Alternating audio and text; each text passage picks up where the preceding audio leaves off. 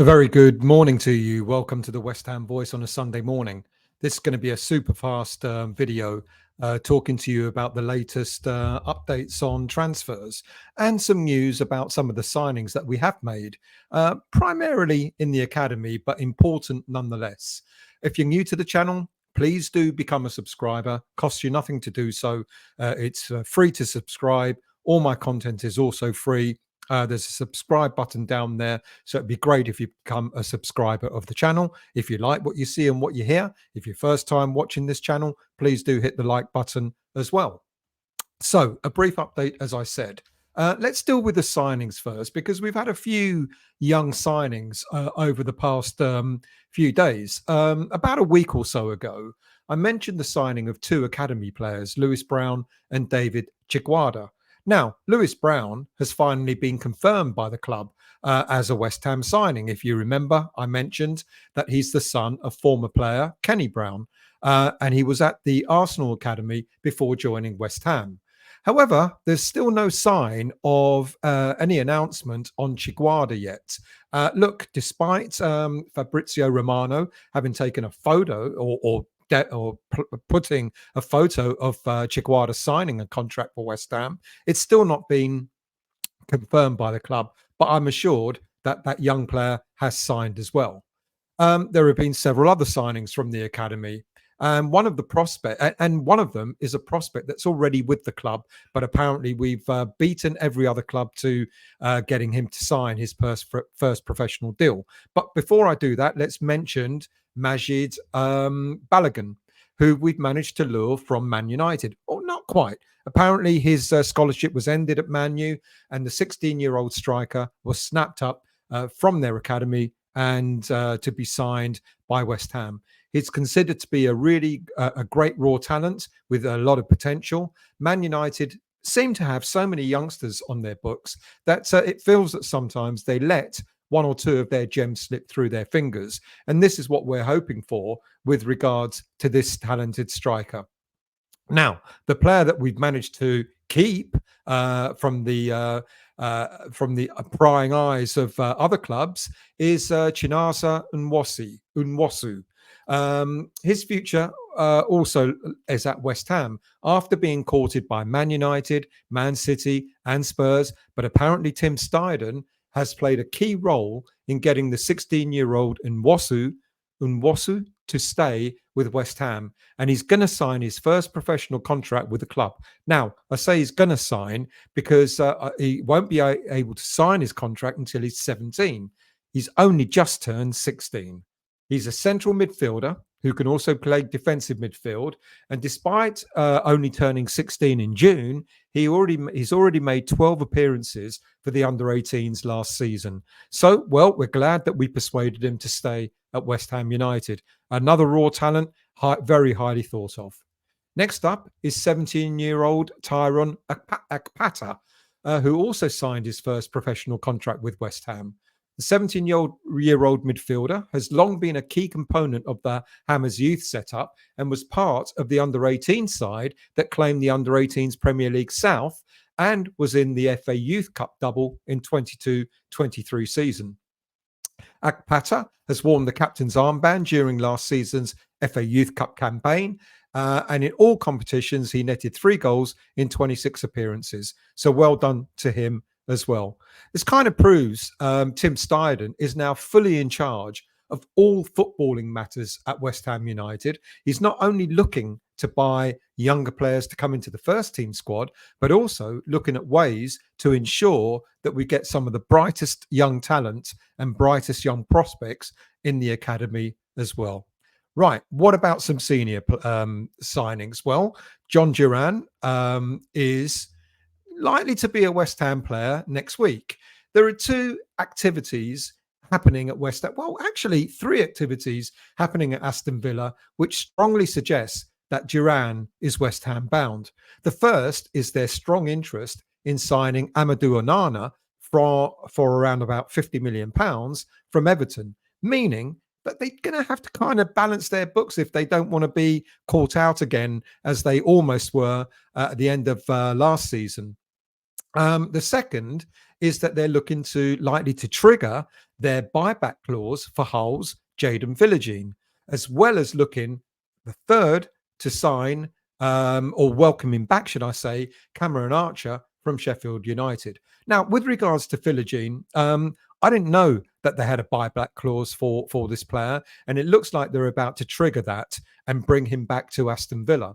With regards to Archer, they sold him to relegated club Sheffield United in 2023 for a fee of around £18 million, and the player signed a 4-year deal. But Villa had a buyback clause for him as well, and they brought him back for a fee of about 13 million to come back to the club. So with those players coming in, Cameron Archer is a striker who's highly thought of. Why did they let him go in the first place?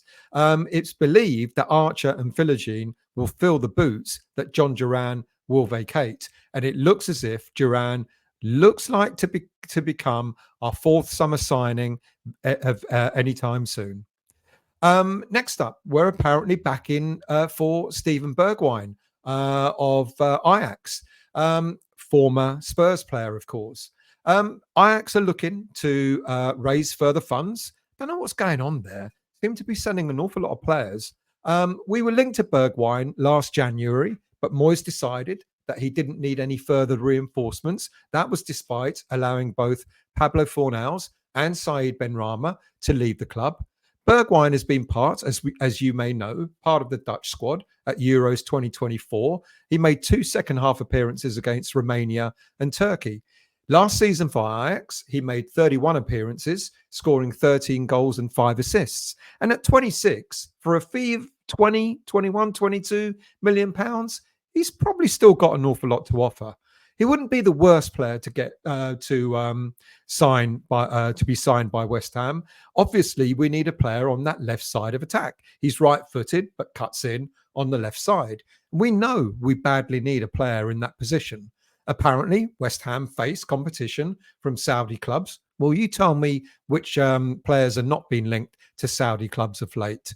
Look, Bergwijn, he's got great pace, decent technical ability, and he's got the added advantage of being able to play across the whole front line. He could also play as an attacking midfielder as well, which will give Lopetegui yet more options in attack next season.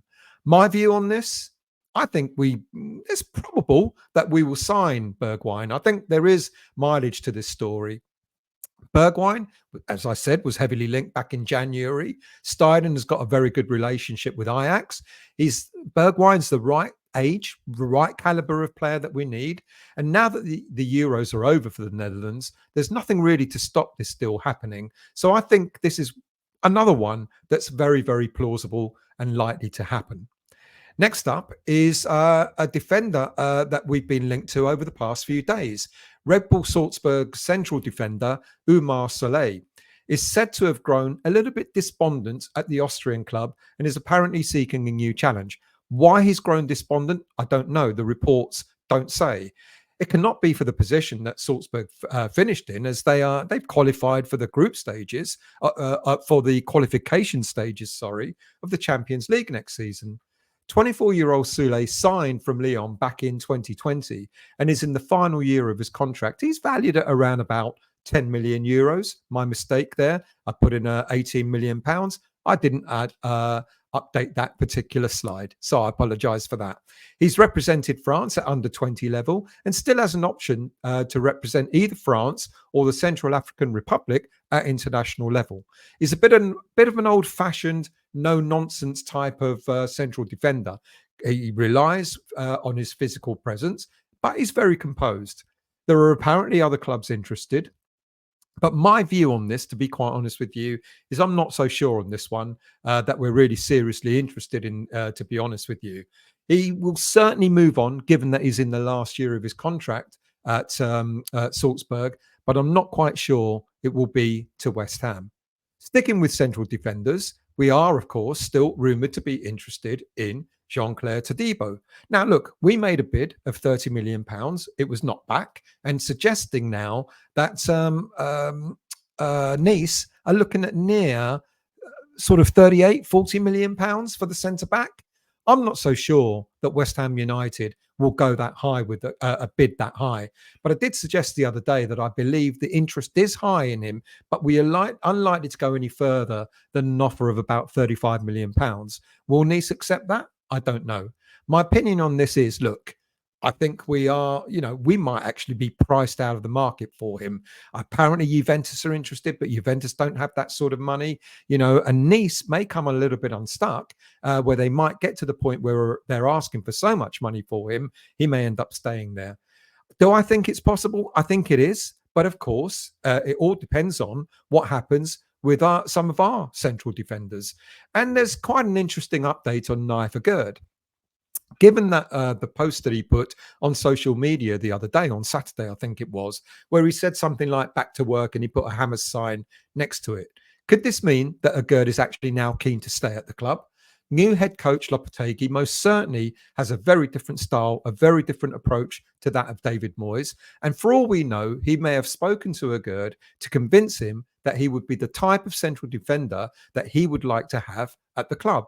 I remember when I did my first review on Ghad, sort of like an analysis of the way he plays. And I said back then he had all the attributes of a modern day central defender. A pacey defender, comfortable with the ball at his feet, can carry the ball out from defence, great passing range, which we've seen. Perhaps the rumours of Ghad being unhappy in a Moyes low block style of system were probably true. And he may be now more keen to stay at the club under Lopetegui. Ironically, if we were to sell him, we'd be seeking a central defender with similar attributes. So my view on this is 50-50. If we get a decent bid, I think we might allow him to leave. Lopetegui will make good use of him alongside Kilman, or even in the back three with Kilman, Mavropanos and Ghad maybe. So it'd be interesting to see how that one works out.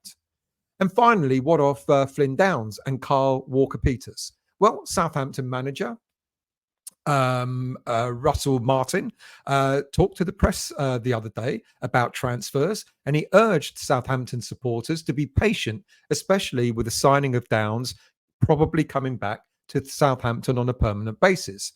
Look, despite 25-year-old Downs being back with West Ham in a pre-season training, the speculation about him going back to the Saints with Walker-Peters coming the other way won't go away. Martin said that Southampton have to show enough love and enough money. I think money is more important to West Ham at this moment in time for Downs, for West Ham to part ways with him. And I believe this to be the case. Southampton made a cheeky bid, didn't they, of £10 million. They wanted £10 million plus Downs in return for West Ham getting Walker-Peters. West Ham believe Downs is worth almost as much as Walker-Peters, maybe around about 15 million, maybe a bit more. But there will be a compromise to this, which I said the other day, could end up being that West Ham will pay something like 7 million and allowing Downs to leave in return for Walker-Peters to come to West Ham. My view on this, just like some of the others, is that this will happen, and it will happen anytime very soon.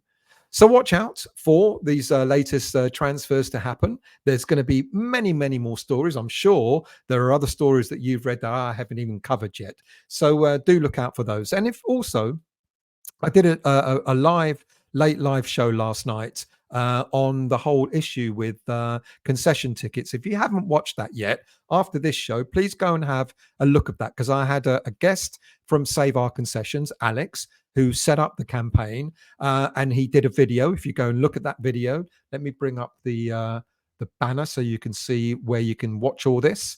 If you go to Save Concessions on Twitter, X, whatever it's called, and you'll be able to see the video that he created. Fantastic video, which kind of captures the moment of why it's important to back this concessions issue up. And if you haven't signed the petition yet, you can go to change.org and type in oppose season tickets, and you'll find the petition there to sign as well.